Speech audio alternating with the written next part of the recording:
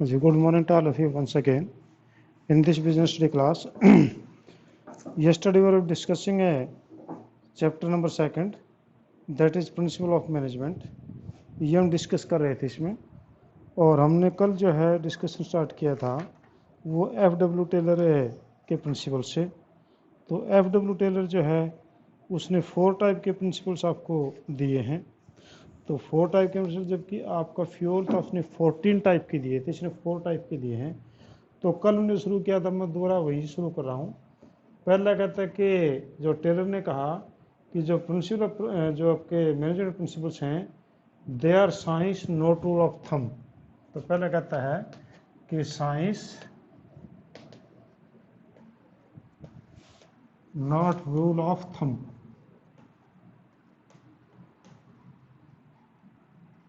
कि आपकी जो मैनेजमेंट है वो साइंस है, रूल ऑफ थंब नहीं है। यानी कि ये हर आप मैनेजमेंट में कोई भी डिसीजन लेते हैं उसके पीछे कोई ना कोई साइंस होगा। यानी आप कोई भी कोई काम करेंगे तो उसकी साइंटिफिक इंक्वायरी करके आप उसका फैसला लीजिए, ना कि अपने एक्सपीरियंस के ऊपर या रूल ऑफ थंब के ऊपर। क्योंकि आप किसी भी मैनेजमेंट का काम ही क्या होता है कि किसी चीज़ के बारे में पहले से सोचना, ये मैनेजमेंट का काम होता है। और रूल ऑफ थंब जो है वो डिक्टेटर लोगों का काम होता है, तानाशाह लोगों का काम होता है कि जो मैंने बोल दिया आप वही करेंगे, चाहे वो सही या गलत है। तो कहता है कि ये आपका तरीका सही नहीं है। आप मैनेजमेंट को साइंस मानिए, आप कोई भी डिसीजन लेते हैं उसके पीछे इसका कोई इनका लॉजिक ढूंढिए, लॉजिक हो तो इसका फैसला लीजिए, वरना तो मत लीजिए। Taylor insisted on introduction of scientific inquiry into the domain of management practices. Taylor believed that there is only one best method of maximizing efficiency method can be developed through the work study analysis. ये कहते हैं काम को जो है आप अगर ज़्यादा बढ़ाना चाहते हैं, अगर किसी वर्कर से ज़्यादा काम लेना चाहते हैं तो उसका वर्क एनालिसिस से करना होना ज़रूर चाहिए।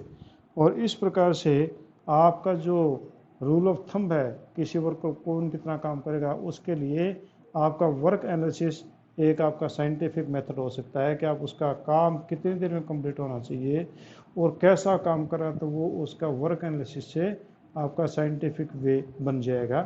तो इस प्रकार से एग्जांपल दिया है कि ये कहता है कि आपका for example in a rule of thumb the standard time required to do particular job is decided by manager on the basis of his past experience. मान लो कि मैंने कल भी एग्जांपल दिया था कि एक मैनेजर ये कहता है कि एक आदमी को 10 प्रोडक्ट्स बनाने में उसको 1 डे लगेगा या उसको कहीं 8 आवर्स लगेंगी, ये उसका पास्ट एक्सपीरियंस है। तो पास्ट एक्सपीरियंस में 10 प्रोडक्ट कोई ज़रूरत है 10 प्रोडक्ट प्रोड्यूस करता है, उसका एक्सपीरियंस गलत हो सकता है। तो कितने प्रोडक्ट वो प्रोड्यूस कर सकता है, तो इसके लिए क्या करें कि एक वर्कर को काम पे लगाया और उसने 10 प्रोडक्ट कितनी देर में बनाए उसको नोट कर लिया। मान लो उसने 8 आवर्स में 10 प्रोडक्ट्स बनाए, इसको 10 दिन तक लगातार काम पे रखा। 10 दिन लगातार काम पे रखा तो हो सकता है कि उसकी एफिशिएंसी जो है वो बढ़ करके रेगुलर काम से वो 7 आवर्स पे हो जाए। ठीक है, फिर दूसरे वर्कर को भी जो है वही 10 प्रोडक्ट्स बनाने में काम पर लगाया, ये कुछ ट्रेंड था, इस वर्कर ने जो है 8 आवर्स की बजाय 6 आवर्स के अंदर ही काम को कंप्लीट कर दिया। ठीक है, थर्ड वर्कर जो उसने लगाया उसने 10 प्रोडक्ट्स उसको दिए, हो सकता है कि उसको 5 आवर्स में वो कंप्लीट कर दे। ठीक है, तो इस प्रकार से ये कहता है कि आप इन वर्कर्स को जो मान लो आपने 1 2 3 4 5 6 या 10 वर्कर्स तक लगाए, इन 10 वर्कर्स का इनके आवर्स को हमने जोड़ा और उनका एवरेज निकाला। एवरेज निकालने के बाद पता चला कि एक वर्कर जो है दिन में 13 प्रोडक्ट्स बना सकता है। ठीक है, 8 आवर्स में वो 13 प्रोडक्ट्स बना सकता है। तो आप देखेंगे कि मैनेजर के जो पास्ट एक्सपीरियंस है वो गलत था, और हमारा जो साइंटिफिक वर्क एनालिसिस हमने किया तो उससे हमारा एफिशिएंसी जो 3 प्रोडक्ट बढ़ जाती है, और जो एक कंपनी के लिए बहुत बड़ी चीज़ होती है। तो इस प्रकार से आप जो है हेनरी जो टेलर ये कहता है कि ये साइंस है, रूल ऑफ थंब या एक्सपीरियंस आपका नहीं चलेगा। ठीक है, अगला कहता है कि हार्मनी नॉट डिस्कार्ड। सेकंड आपके पास में जो प्रिंसिपल इसका हार्मनी नॉट डिस्कार्ड।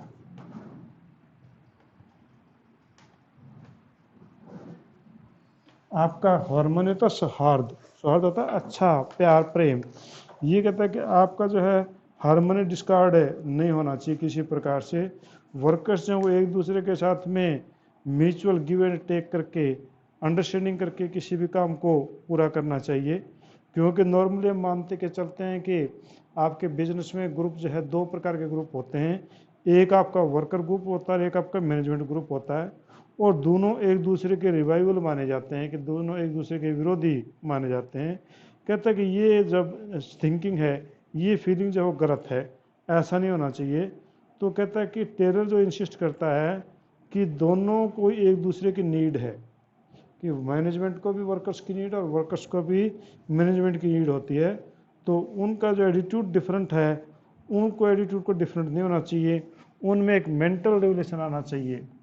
ठीक है, मेंटल रेवोल्यूशन, मेंटल रेवोल्यूशन का मतलब मानसिक क्रांति,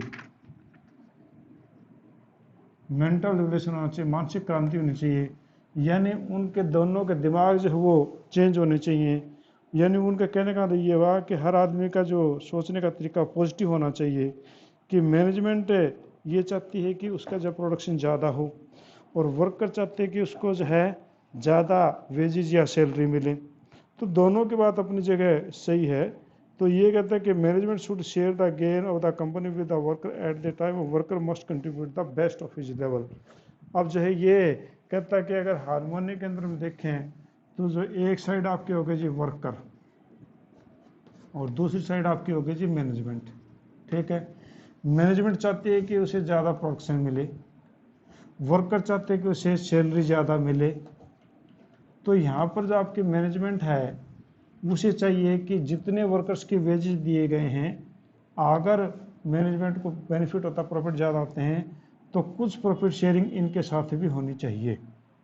तो कुछ प्रॉफिट शेयरिंग के साथ होगी तो वर्कर्स के माइंड में ये आएगा कि जब प्रॉफिट हुआ था तो मैनेजमेंट ने हमारे को प्रॉफिट दिया। और वर्कर को चाहिए कि जब मैनेजमेंट ऐसा कर रही है तो वो अपना 100% मैनेजमेंट को दे, काम पूरा करें। तो इस प्रकार से दोनों के दिमाग में जो एक रिलेशन, जो एक प्रकार की जो एनिमिटी थी वो ख़त्म हो जाती है।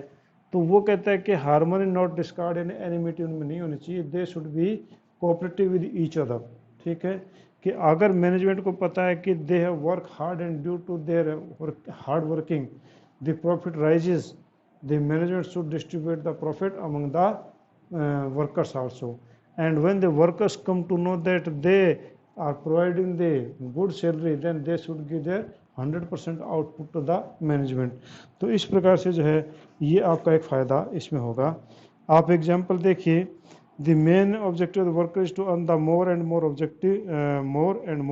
Objective management to maximise the production. तो ये एक दूसरे के यही आपके हैं। तो कहता है कि अगर आप उन तरीके से काम करते हैं तो उनका जब प्रोडक्शन भी बढ़ेगा तो इनकी सैलरी बढ़ेगी। और ये जापानी टेक्निक है। जापान जो हमारे देश से कुछ दिनों बाद ही, मान लो कि 1945 में तो उनके परमाणु बम गिरे थे, और उसके बाद में जापान हमारे से कहीं आगे चला गया। जबकि इंडिया जो है 1947 में आज़ाद हुआ था, और वो जबकि 1945 के अंदर डिस्ट्रॉय हुआ था सेकेंड वर्ल्ड वॉर में। और जापान के पास में बता दो नेचुरल रिसोर्सेज बहुत कम है, वहाँ पर हिली एरियाज है, रॉक्स हैं लगभग, उनका अपना कोई रॉ मटेरियल नहीं है, उनकी कोई अपनी मार्केट नहीं है। उसके बावजूद ही वो वर्ल्ड में सबसे ज़्यादा प्रोग्रेस पे हैं। क्यों हैं? क्योंकि उन लोगों की जो बिजनेस करने का स्टाइल है वो उनका अलग है। तो आपका जब भी हमारे इंडिया के अंदर कोई स्ट्राइक होती है तो लोग क्या काम करते हैं कि लोग जो है हड़ताल करके बैठ जाते हैं, कोई काम नहीं करेंगे।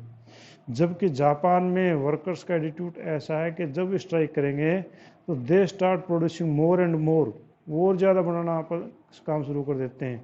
वो अपनी छुट्टियां कैंसिल कर देते हैं, छुट्टियां कैंसिल करके फैक्ट्री में ज़्यादा जाते हैं, ज़्यादा काम करते हैं। जो पहले 6 घंटे काम करते हैं 12-12 घंटे काम करते हैं, ताकि वहाँ पर प्रोडक्शन ज़्यादा हो जाए। प्रोडक्शन ज़्यादा हो गई तो मैनेजमेंट जो है वो कभी मंदा ना जाए, ड्रग के अंदर उनको कहती है कि आप ज़्यादा प्रोडक्शन मत करो, आप कम प्रोडक्शन करो, ताकि हमारा माल का ठीक रेट बिके। और वो जो पाइल अप करते जाते हैं तो मैनेजमेंट को उनके सामने हाथ खड़े करने पड़ते हैं, उनकी जो डिमांड माननी पड़ती है। इंडिया में इसका उल्टा होता है कि प्रोडक्शन ना करो, मैनेजमेंट घाटे में जाएगी। तो वो कहते कि नहीं, हमने इतने इस प्रकार से काम करना है कि वो मैनेजमेंट जो है हमारे को कुछ ना कह सके।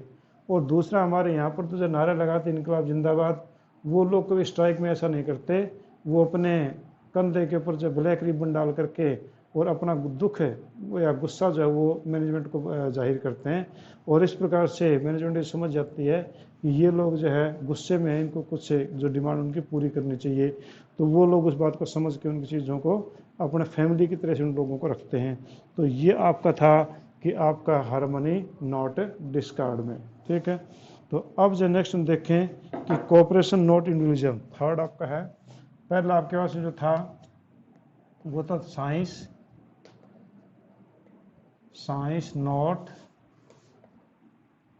रूल ऑफ थंब, पहला ये था। दूसरा आपके पास में था हार्मनी नॉट डिस्कार्ड,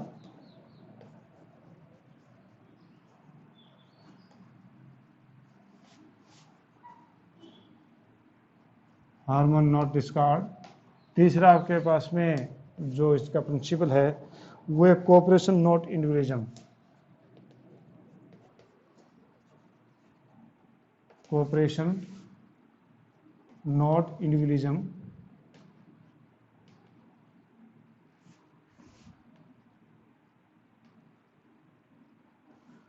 आपका जो है ये कोऑपरेशन नॉट इंडिविजुअलिज्म जो है ये आपका हार्मनी नॉट डिस्कार्ड का थोड़ा सा और आगे बढ़ा हुआ रूप है, यानी इसमें और ज़्यादा हम थोड़ी सी बात आगे चल करते हैं कि according to this principle work must be carried in a cooperation with the each other with mutual confidence and understanding of each others. ये कहता है कि इसमें हर काम जो है वो एक दूसरे के साथ मिल करके करना है, एक दूसरे कॉन्फिडेंस के साथ में करना है। पहले वाले में तो हार्मनी नॉट डिस्कार्ड जो है वो मैनेजमेंट और वर्कर के बीच की बात थी, यहाँ पर तो ये चीज़ें वर्कर के आपस की बातें हैं कि management must take the worker in confidence before setting the standard task for them, because then the standard target are set up in the consultation with the workers, they will try to fulfill the best to achieve it। ये कहते हैं कि management और worker जो हैं आपस में मिल करके मीटिंग करके अपने टारगेट को जो है वो सेट करें, क्योंकि जब टारगेट सेट होगा तो एक दूसरे का कोऑपरेशन वो होगा और वो जो है जो भी टारगेट उन्होंने सेट किया तो नेचुरली वो उसको अचीव करने की कोशिश करेंगे। यानी इंडिविजुअलिज्म की बात नहीं आएगी, व्यक्ति विशेष की बात नहीं आएगी, बल्कि वो पूरा का पूरा कोऑपरेशन कर बात चली जाएगी कि सभी एक दूसरे साथ में वो कोऑपरेट करेंगे कि workers and the managers must cooperate in work cooperation, the management must take the workers in confidence before the setting of the standards. ये मैंने आपको बताया। To have the cooperation management save the sale welcome the good suggestion employee and they are rewarded their suggestions. At the same time workers should not go down strike and make the reasonable demands. There must be the open communication system। ये कहते हैं कि management को जो उनके अच्छे suggestion पे उन लोगों को जो है इनाम देना चाहिए, उनको रिकग्निशन देना चाहिए, और ठीक वर्कर्स को भी इसी प्रकार से स्ट्राइक पे जाने की ज़रूरत नहीं होनी चाहिए। वो जो अपना रास्ता खुला रखें कि कम्युनिकेशन करें और वो जो है कम्युनिकेशन करके उन चीज़ों को उनके सामने रखें। According to Taylor, there should be an almost equal division of work and responsibility between worker and the management। यहाँ पर वर्कर और मैनेजमेंट के बीच में जो है डिवीजन ऑफ वर्क इजीली आपका होना चाहिए। For example, while assessing the job to worker, if management asks them about their interest and the workers assigned according to their interest, definitely worker will perform the more efficiently। यहाँ पर ये कहता है कि cooperation और individual में ये भी है कि जब आपके वर्कर्स को काम दिया जाता है तो वर्कर का इंटरेस्ट पूछना चाहिए कि which work you want to do, which is your interest area. अगर जिस इंटरेस्ट एरिया में उसको काम दिया जाए तो उसमें ज़्यादा बढ़िया कर पाएगा। मान लो कि एक्स नाम का स्टूडेंट है, he is very found of painting, अगर उसको पेंटिंग का काम दिया जाए तो he will do certainly the good paintings. और अगर कोई दूसरा स्टूडेंट है, he is very found of hand writing, तो नेचुरली वो बड़ी अच्छी हैंड राइटिंग करेगा। तो इसी प्रकार से वर्कर का अपने अपने इंटरेस्ट होता है कि वो मशीन ऑपरेट करना चाहता है या पैकिंग करना चाहता है या कि दूसरे काम को करना चाहता है, तो उसको उसकी इंटरेस्ट के अनुसार उसको काम दिया जाए। तो ये जो है आपका थर्ड जो प्रिंसिपल था कोऑपरेशन नॉट इंडिविजुअलिज्म। और लास्ट वाला जो है ये भी काफ़ी इम्पोर्टेंट है, development of workers to their greatest efficiency, development of workers to their greatest efficiency,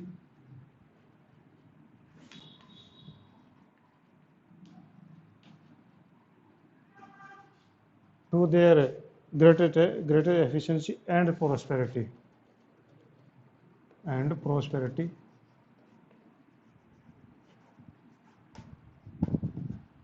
कि वर्कर्स को जो है उनका डेवलपमेंट होना चाहिए, पूरा का अधिकतम उनका डेवलपमेंट होना चाहिए और उनकी ग्रेटेस्ट एफिशिएंसी भी उनको मिलनी चाहिए और उस ग्रेटेस्ट एफिशिएंसी से उनको प्रोस्पेरिटी मिलनी चाहिए, प्रोस्पेरिटी तक खुशहाली या ज़्यादा पैसा उनको मिलना चाहिए। तो बिल्कुल सिंपल सा ही है कि industrial efficiency depend upon the efficiency of their workers, कि आपकी इंडस्ट्रियल एफिशिएंसी जो है वो वर्कर की एफिशिएंसी के ऊपर है और वर्कर की एफिशिएंसी जो डिपेंड करती है वो आपकी ट्रेनिंग और उनके सिलेक्शन के ऊपर।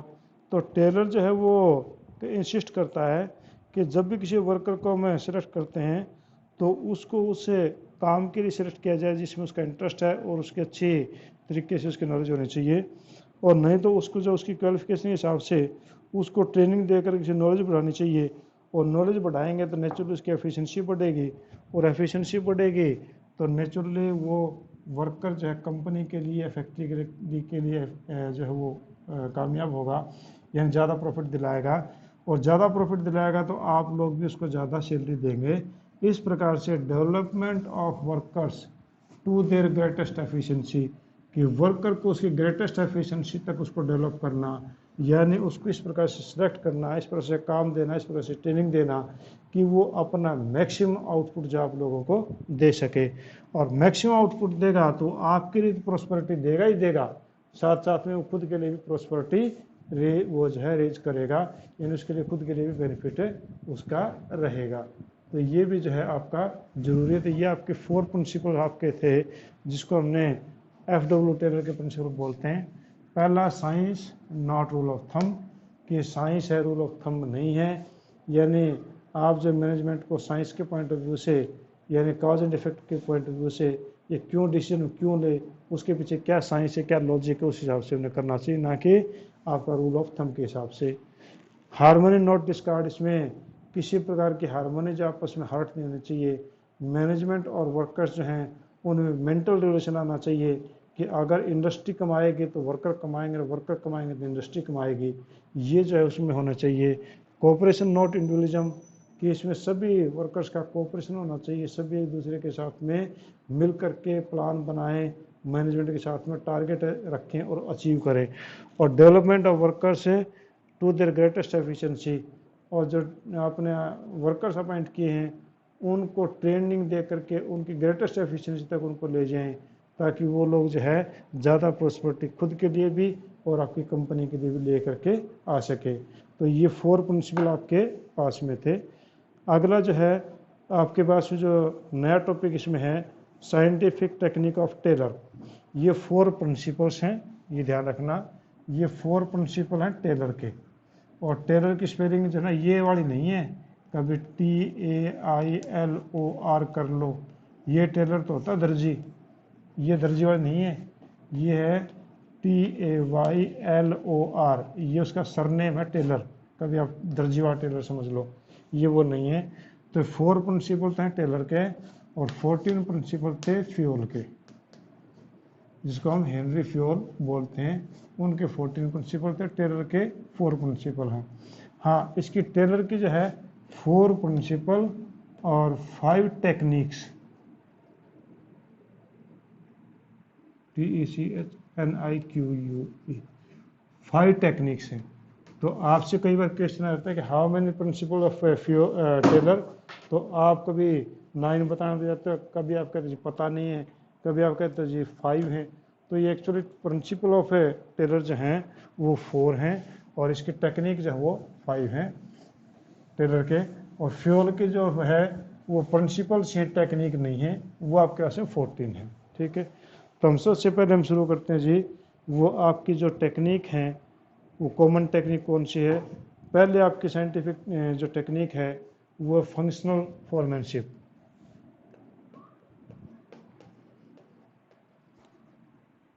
फंक्शनल फोरमैनशिप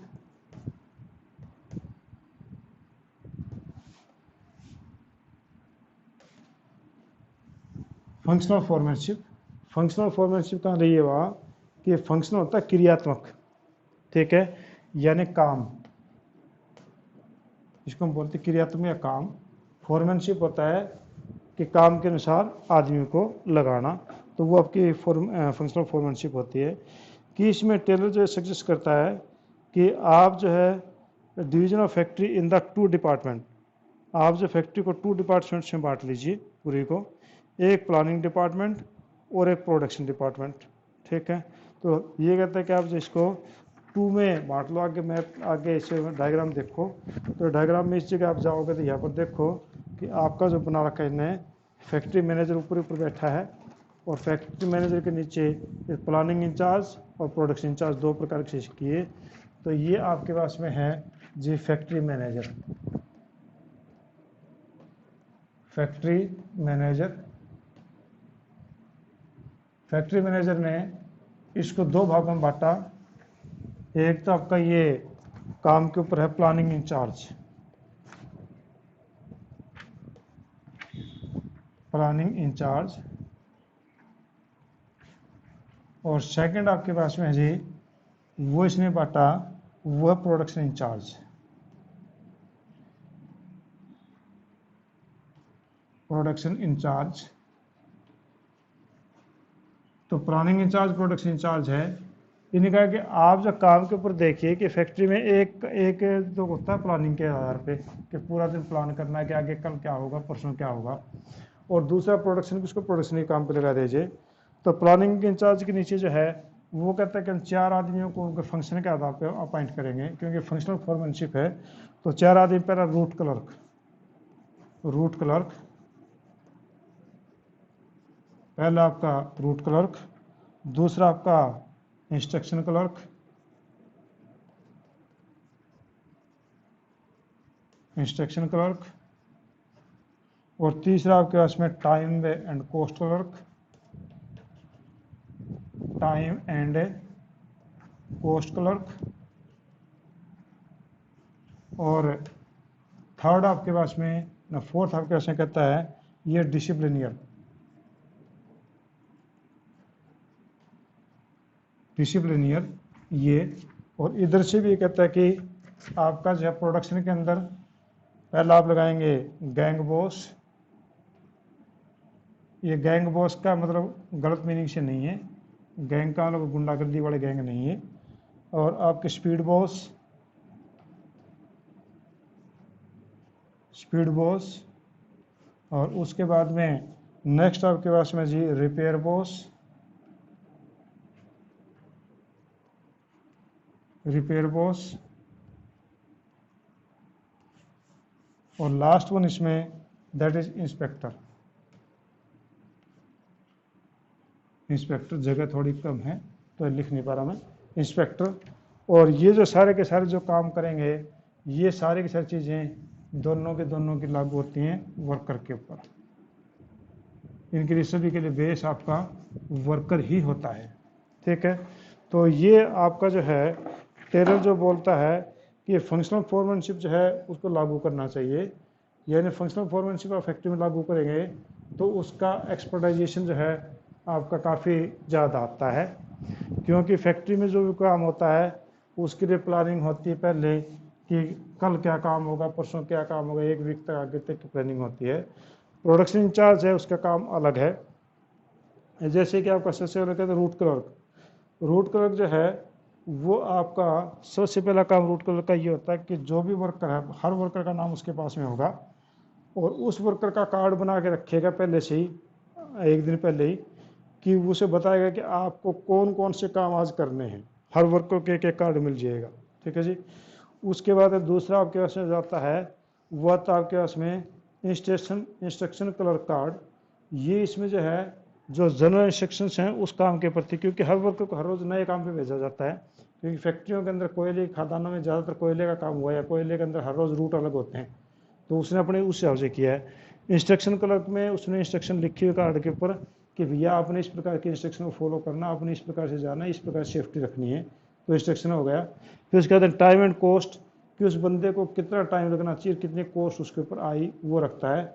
और अगला जो है डिसिप्लिनियर, कि उसमें कोई लापरवाही ना, कोई एक्सीडेंट ना हो, उसने हेलमेट वगैरह वगैरह सही डाल रखे हों, वो चीज़ें देखी जाती हैं।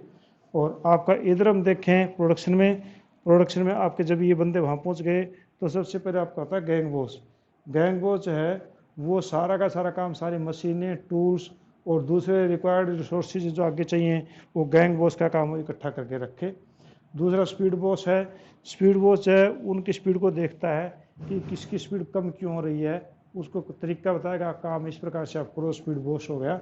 और उसके बाद रिपेयर बॉस जैसे कोई मशीन ख़राब हो गई, कुछ भी हो गया, उसको देखना काम जो रिपेयर बॉस का है।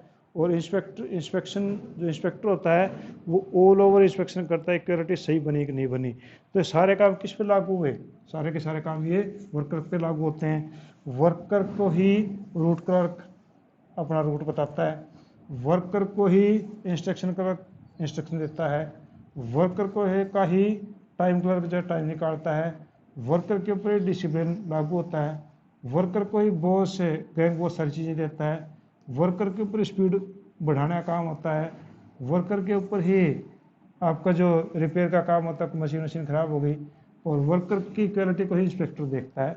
इसका ये क्या हुआ कि ये सारे के सारे फंक्शनल फॉर्मेनशिप है। वर्क आपका जो टेलर कहता है कि आप जो है हर चीज़ को ढंग से देखिए और आप उनको फंक्शन के आधार पर काम बांटिए, इस प्रकार से आपकी जो एफिशिएंसी है वर्कर्स की वो बढ़ जाएगी। तो ये आपकी पहले टेक्निक थी, that is functional foremanship technique. ठीक है जी। तो कल हम करेंगे standardisation and simplification of workers, और ये 4 टेक्निक हम कल करेंगे, और फिर उसके बाद 1 दिन और लगेगा, फिर ये चैप्टर आपका ख़त्म हो जाएगा जी। ठीक है। हाँ जी, anything you want to ask? हाँ, जो बच्चे क्लासरूम में नहीं आ रहे मैं उनको क्लियर बताता हूँ। आपके अटेंडेंस रोज़ में काउंट कर रहा हूँ, आपकी वालिया मैडम भी अटेंडेंस काउंट कर रही हैं, और अगर जिसकी अटेंडेंस 75% से कम हुई और वो अटेंडेंस जो आपकी काउंट होंगी तो उसमें फिर दिक्कत ना आ जाए। और इधर से जो है कनिष्क भी आपके अटेंडेंस हर रोज़ काउंट कर रहा है, तो सभी के अटेंडेंस जो वो ली जा रही हैं, और अगर कोई बच्चा अटेंड नहीं करता तो फिर अपने खुद के परिणाम के लिए खुद जिम्मेवार होगा। ठीक है, तो ये मैं आपको क्लियर बताता हूँ। हाँ, जो स्कूल की फ़ीस है, ट्यूशन फीस अपनी जमा करवाते रहें, स्कूल में जा करके जितना पैसा आपके पास में उतना जमा करवा दो, कम ज़्यादा बाद में एडजस्ट होता रहेगा, क्योंकि ट्यूशन फीस की जो स्कूल को सख्त ज़रूरत है। लोगों की सैलरी जो रिलीज नहीं हो रही हैं, तो घर में पैसा पड़ा तो वो आप जो है स्कूल में ज़रूर जमा करवा दें। कोई दिक्कत आए तो प्रिंसिपल सर से मिल लो, सर वहीं बैठे होते हैं। ठीक है जी। तो thank you, have a nice day. आज हम इतना ही करते हैं।